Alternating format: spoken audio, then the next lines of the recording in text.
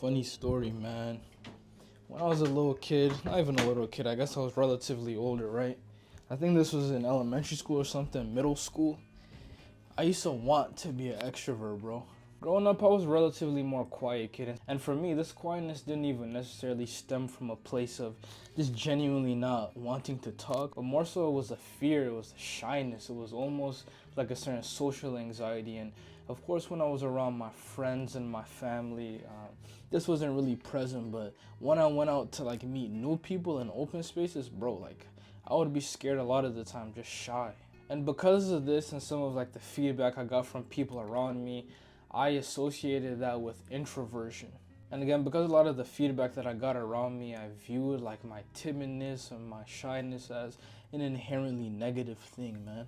So because of this at an early age, I really had a desire to be extroverted because I thought being extroverted was better. I thought getting your energy from people around you or, certain times wanting to be the center of attention, I thought that was the good thing. And nowadays, I'm gonna get into this later on in this video. While I'm not really the biggest fan of this distinction, but if I had to classify myself, I don't know if I would say I'm an introvert or an extrovert. Is ambivert the term that's used for being in the middle? I think so, but I think I probably am more so in the middle. What I want to talk about in this video is why I think I've grown to really hate that introversion extroversion distinction. And at the core of this dislike for me, it's because I think oftentimes that it allows us to make excuses for ourselves, or it allows society to expect certain things out of us. And I'll explain what I mean by that. So let me paint a picture here. Say you're an extrovert, right? And what is a behavior? Say you enjoy being at the center of attention, right? Let's make up a character here. Let's call him Bob, right? Bob was an extrovert and he loves to be at the center of attention. But the thing with Bob is when he's at the center of attention, he makes some of the poorest decisions ever. However, when he makes these decisions, rather than him, keeping himself accountable, or maybe even his friends keeping himself accountable, he'll say something along the lines of, "Oh, it's okay, I'm an extroverted, that's just how I am." Or take an opposite situation, I don't freaking know, let's call this person Sally, right? Sally really wants to go out and engage with people, but she often does not. And the people around her realize that she has this desire, and instead of pushing her, they're like, "No, we're not gonna push her because she's just an introvert. That's just how it is." And there are other examples I could have used. I don't even know if that was the greatest, but hopefully you get the picture that I'm trying to paint. The problem I have with the introversion extroversion distinction is that it puts people into boxes.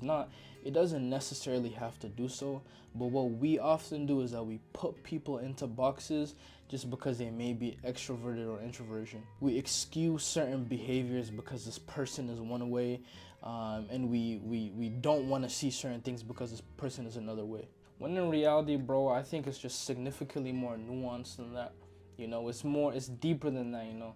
Every single thing a person thinks or says, it doesn't always necessarily have to be because they're extroverted or introverted. Like, situations are more nuanced, situations are more complicated, bro. Like, say somebody acts one way, there's so many other things to consider when someone acts a certain way. It's not just because they're introverted or extroversion, but the environment and certain influences play a role too, bro.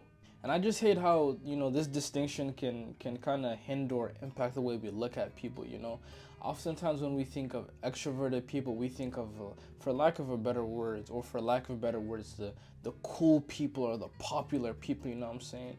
The talkative people, the ones who are like getting all the opportunities in life, when in reality, that's not true, Now, I'm not saying everybody looks at it this way, but in my experience, I think a lot of people do. What we need to do when we approach people, bro, is to look at them on an individual basis and not put them into any kind of box, you know what I mean? Look at them as a human before you look at them as an introvert or an extrovert, bro. Because putting these people into boxes, not only are you limiting your perception of them, but you can have the ability to limit their perception of themselves too, bro.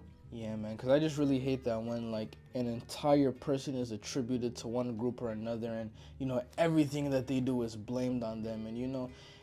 And when we do that to ourselves, it's even worse, bro. Doing certain things and say if it's a negative thing, right? Doing certain things or excusing yourself from not doing certain things because you are an extrovert or an introvert, bro. Like, come on, man.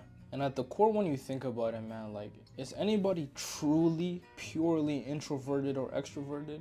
Because, I mean, that's the way we paint this picture, you know what I'm saying? That's the way we paint the reality of the distinctions.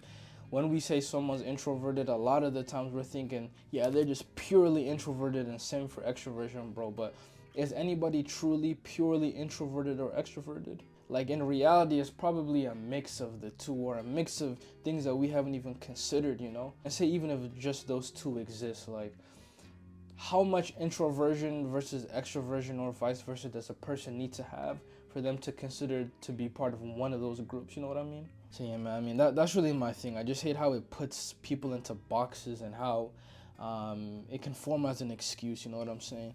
Like, if you're introverted and you have the desire to go and socialize, but there's also a desire within you to to lay back, but you see that socializing will benefit you, like, fight that, man. Don't just think, okay, because I'm introverted, I'm just gonna stay here and not do what I really want to do that's gonna benefit me, man.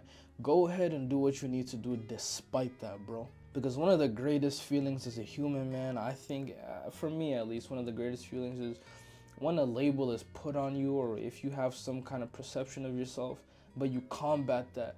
You go ahead and do the thing anyways, you know what I mean? And like, on the point of extroversion, like, just to give an example, I remember there was one point not too long ago, a friend of mine was talking about how they cannot be alone at all. Like, they realized that being alone would benefit them in so many ways, but they cannot be alone. Like, they absolutely need their energy from other people. They need to socialize. And it was interesting because they were telling me about all these benefits that they would have from being alone, or just spending some time alone.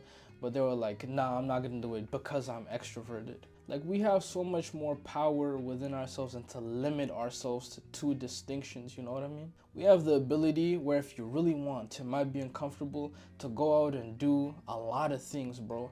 So do it, man. Don't limit yourself, bro. But yeah, man, that's about it. That's all I wanted to say for this, man. Keep grinding, y'all, and yeah, don't limit yourselves. I'll see y'all.